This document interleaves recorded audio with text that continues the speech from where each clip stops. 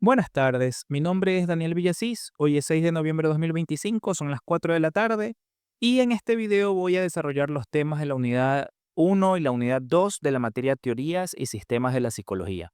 En la primera unidad recorreremos los inicios de la psicología como ciencia, entendiendo cómo diferentes autores y corrientes fueron aportando nuevas formas de explicar la mente y la conducta. La psicología no surgió de la nada, fue el resultado de un largo proceso de separación de la filosofía, impulsado por el deseo de estudiar al ser humano de manera más objetiva y científica. El punto de partida se ubica en el año 1879, cuando Wilhelm Wundt fundó en Leipzig, Alemania, el primer laboratorio de psicología experimental. Este hecho marcó el nacimiento oficial de la psicología como ciencia independiente. Wilhelm Wundt creía que la mente podía estudiarse mediante la introspección experimental, un método en el que las personas describían con precisión sus experiencias conscientes bajo condiciones controladas. Su objetivo era descubrir los elementos más simples de la mente, de la misma manera que un químico, por ejemplo, identifica los componentes básicos de una sustancia. De sus ideas surgió el estructuralismo, representado por Edward Titchener, quien fue discípulo directo de Wilhelm Wundt.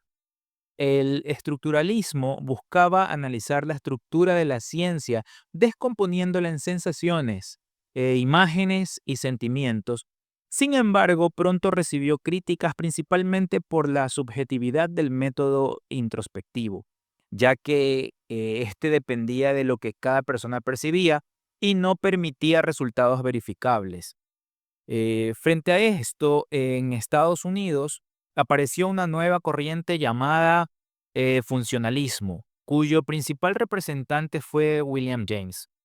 A diferencia del estructuralismo, el funcionalismo no se enfocaba en qué era la mente, sino en para qué servía. William James se inspiró en las ideas evolutivas de Charles Darwin, afirmando que los procesos mentales tienen una función adaptativa, ayudan al individuo a sobrevivir, aprender y resolver problemas. Esta corriente cambió el enfoque de la psicología, dándole un carácter más práctico y sentó las bases para el estudio del comportamiento y la motivación humana. Otro autor influyente fue Franz Brentano, fundador de la psicología del acto. Franz Brentano propuso que la mente debía entenderse como una actividad intencional. Esto significa que cada acto mental, como percibir, recordar o imaginar, está siempre dirigido hacia un objeto o una idea. Su propuesta rompió con la visión estática del estructuralismo al entender la mente como algo dinámico que actúa, piensa y siente con dirección y propósito. Estas primeras corrientes se centraban principalmente en la conciencia, pero con el avance del siglo XX surgió una revolución teórica que cambió radicalmente el rumbo de la psicología, el conductismo. Esta corriente fue impulsada por John Watson, quien en 1913 publicó el artículo Psychology as the Behaviorist Views It, considerado el acta fundacional del conductivismo. John Watson planteó que la psicología debía limitarse al estudio de la conducta observable y medible, dejando dejando de lado la conciencia porque no podía observarse directamente. Su objetivo era hacer de la psicología una ciencia empírica basada en hechos, no en introspecciones. El conductismo tomó como base los experimentos de Iván Pavlov, quien descubrió el condicionamiento clásico.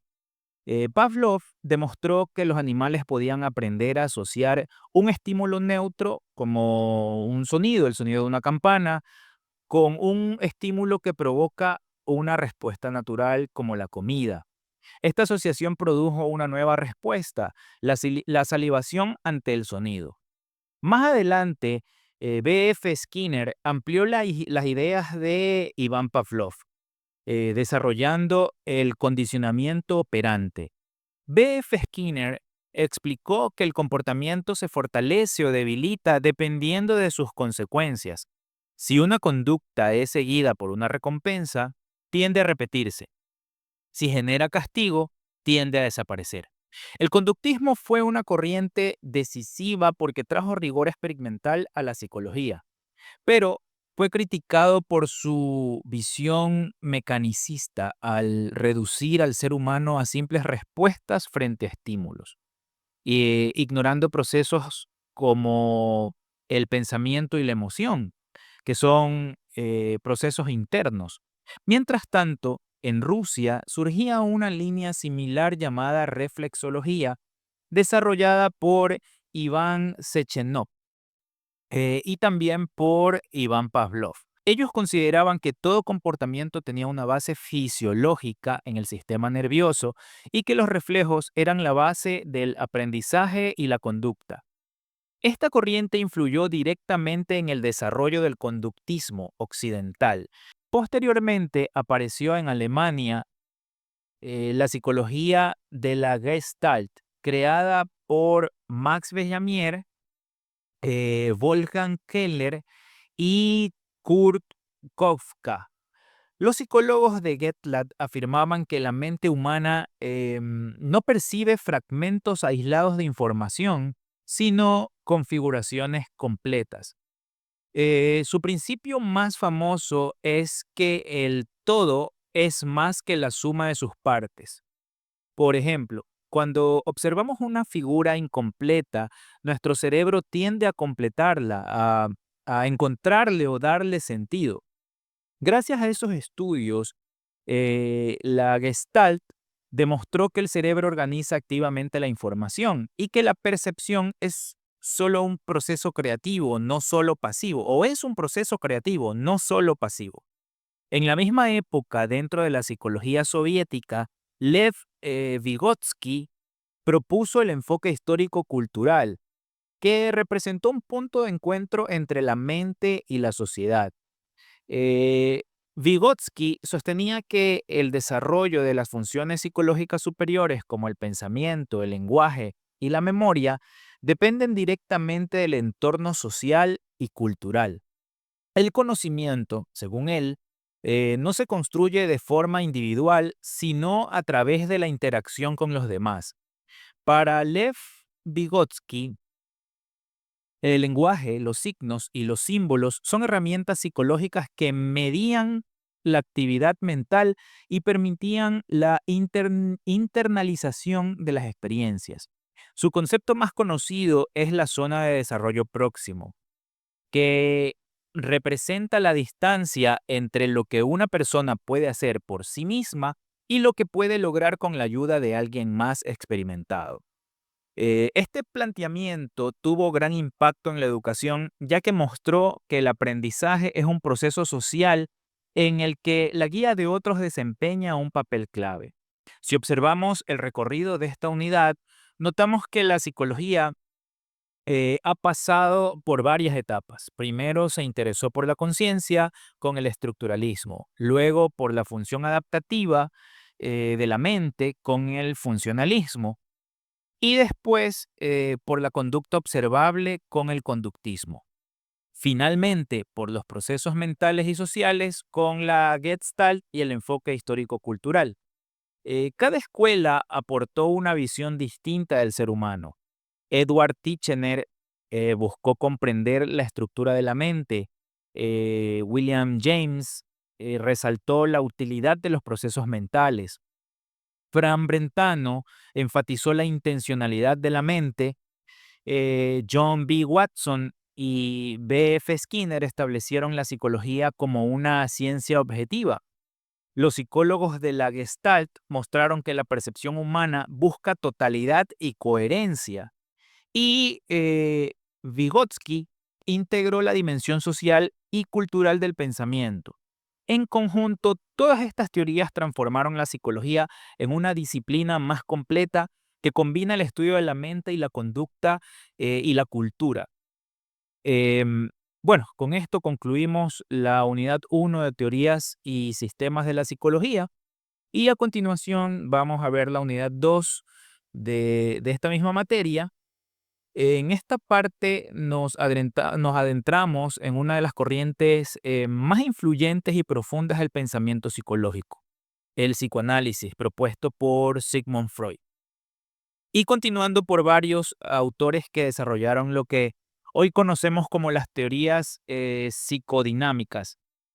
Sigmund Freud introdujo una visión completamente nueva del ser humano. Mientras las corrientes anteriores se centraban en la conciencia o en la conducta observable, él dirigió su atención hacia lo invisible, los pensamientos, deseos y conflictos que habitaban en el inconsciente. Sigmund Freud era médico neurólogo y su teoría surgió a partir de la observación de pacientes que presentaban síntomas físicos sin una causa médica clara. Mediante la hipnosis y después, más tarde, la asociación libre, descubrió que esos síntomas eran manifestaciones de conflictos reprimidos. Así propuso que una gran parte de nuestra vida psíquica ocurre fuera de la conciencia. Según Sigmund Freud, la personalidad está estructurada por tres instancias: el ello, el yo y el superyo. El ello es la parte primitiva e instintiva de la mente, guiada por el principio del placer. Busca la satisfacción inmediata de los deseos sin tener en cuenta la realidad ni las normas. El yo representa la razón y la conciencia. Es quien intenta equilibrar las exigencias del ello con las reglas del superyo y las condiciones del entorno. El superyo, por su parte, encarna los valores morales, las normas sociales y las prohibiciones aprendidas. El equilibrio entre estas tres partes determina la estabilidad emocional. Cuando hay conflicto entre ellas, surgen la ansiedad y los mecanismos de defensa, estrategias inconscientes que el yo utiliza para protegerse de la angustia. Otra gran aportación de Sigmund Freud fue su teoría sobre el desarrollo psicosexual. Él sostenía que la energía psíquica, llamada líbido, pasa por diferentes etapas a lo largo de la vida: oral, anal, eh, fálica, de latencia y genital. Cada una de estas etapas está asociada a una zona del cuerpo y a un tipo de conflicto. Si el conflicto no se resuelve, puede quedar una fijación que influirá en la personalidad adulta. Por ejemplo, una fijación oral puede generar dependencia o ansiedad, mientras que una fijación anal puede reflejarse en el exceso de control. Sigmund Freud también propuso que la mente se divide en tres niveles: el consciente, el preconsciente y el inconsciente. El consciente abarca lo que percibimos de manera directa. El preconsciente contiene recuerdos que pueden emerger a la conciencia, y el inconsciente guarda deseos reprimidos, temores y experiencias que influyen en nuestra conducta sin que lo notemos. Una de sus obras más conocidas es La interpretación de los sueños, donde explica que los sueños son la vía regia al inconsciente. A través de ellos, el inconsciente expresa los deseos reprimidos mediante símbolos. Este método se convirtió en una herramienta central de la terapia psicoanalítica, que busca hacer consciente lo inconsciente para liberar al individuo del conflicto interno. El psicoanálisis cambió la historia de la psicología. Aunque fue criticado por su falta de evidencia empírica, su influencia se extendió más allá de la clínica, llegó al arte, a la literatura, a la educación y la cultura. Con el tiempo, varios discípulos de Sigmund Freud comenzaron a apartarse de sus ideas originales. No todos coincidían con su énfasis en la sexualidad como fuerza principal de la conducta humana. De esta divergencia surgieron los llamados neofreudianos o disidentes del psicoanálisis, quienes ampliaron la teoría introduciendo elementos sociales, culturales y espirituales. Uno de los más reconocidos fue Carl Jung, creador de la psicología analítica. Carl Jung mantuvo el concepto del inconsciente, pero lo dividió en dos niveles, el inconsciente personal y el inconsciente colectivo. El inconsciente personal contiene los recuerdos reprimidos u olvidados del individuo, mientras que el inconsciente colectivo abarca una capa más profunda y compartida por toda la humanidad. Está compuesto por los arquetipos, imágenes universales heredadas como la madre, el héroe, la sombra o el sabio. Según Carl Jung, estos arquetipos aparecen en los sueños, los mitos y las religiones, influyendo en nuestra conducta y en nuestro crecimiento personal. A diferencia de Sigmund Freud, Carl Jung veía el inconsciente como una fuente de sabiduría y equilibrio, no solo de conflicto. Otro disidente importante fue Alfred Adler, fundador de la psicología individual. Alfred Adler consideraba que el ser humano no está impulsado principalmente por la sexualidad, sino por el deseo de superación. Planteó que todos nacemos con un sentimiento de inferioridad, una sensación de límite, de limitación, que nos motiva a mejorar y desarrollar nuestras capacidades. Este impulso hacia la excelencia, llamado afán de superación, es lo que impulsa al individuo a crecer y a integrarse socialmente. Además, Alfred Adler resaltó la influencia del ambiente familiar y la posición que ocupamos entre los hermanos, el orden de nacimiento en la formación de personalidad. Otra figura esencial dentro del movimiento neo-freudiano fue Karen Horney, una de las primeras mujeres psicoanalistas. Karen Horney criticó la excesiva importancia que Sigmund Freud daba a la biología y a la sexualidad, proponiendo una visión más cultural y social. Para ella, la ansiedad básica surge de la falta de seguridad y afecto durante la infancia. Cuando el niño crece en un ambiente hostil o indiferente, desarrolla una necesidad exagerada de afecto, poder o reconocimiento. Karen Horney identificó tres formas de relación neurótica: moverse hacia los demás buscando aprobación, moverse contra de los demás imponiendo poder o alejarse de los demás evitando el contacto emocional. Sus ideas marcaron un cambio importante en la psicología al reconocer que el entorno social influye profundamente en el desarrollo emocional. Otro pensador destacado fue Erich Fromm, quien combinó el psicoanálisis con la sociología y el pensamiento humanista. Erich Fromm sostenía que la necesidad más profunda del ser humano no es el placer, sino la búsqueda de libertad y sentido. Decía que las personas desean ser libres, pero a menudo temen la responsabilidad que la libertad conlleva. Por eso tienden a refugiarse en la obediencia o en el conformismo. Erich Fromm propuso las necesidades existenciales: amor, pertenencia, identidad y trascendencia. Una vida sana, según él, es aquella en la que el individuo logra amar y crear sin perder su autonomía ni su humanidad. A través de estos autores, la teoría o las teorías psicodinámicas se expandieron y enriquecieron. Carl Jung llevó el psicoanálisis hacia la visión simbólica. Alfred Adler lo orientó hacia la motivación y el crecimiento. Karen Horney introdujo la influencia del entorno cultural y Erich Fromm em, integró la dimensión social y humanista. Todos ellos mantuvieron la idea del inconsciente, pero entendieron que el comportamiento humano no puede explicarse sin considerar la sociedad, la historia y los vínculos afectivos.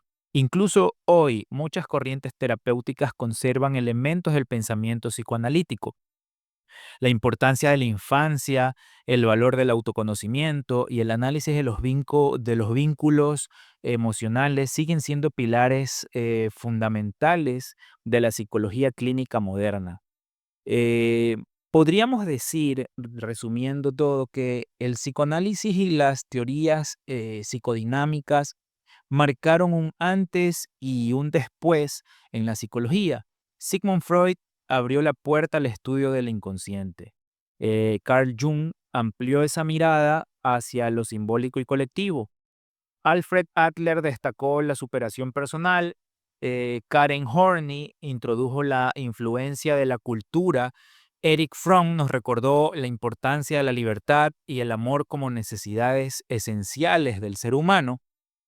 Y si en la unidad uno vimos cómo la psicología se enfocaba en lo observable y racional, en esta unidad 2 nos sumergimos en la profundidad del mundo interno, en las emociones, los deseos y los conflictos que moldean nuestra personalidad. Las dos unidades vistas en conjunto nos muestran que comprender al ser humano requiere mirar tanto lo que se hace como lo que se siente y también lo que se calla. Y bueno, con esto concluimos esta exposición de la unidad 2, de la unidad uno, de la materia de teorías y sistemas de la psicología. Les agradezco mucho por la atención. Nos vemos en un siguiente video.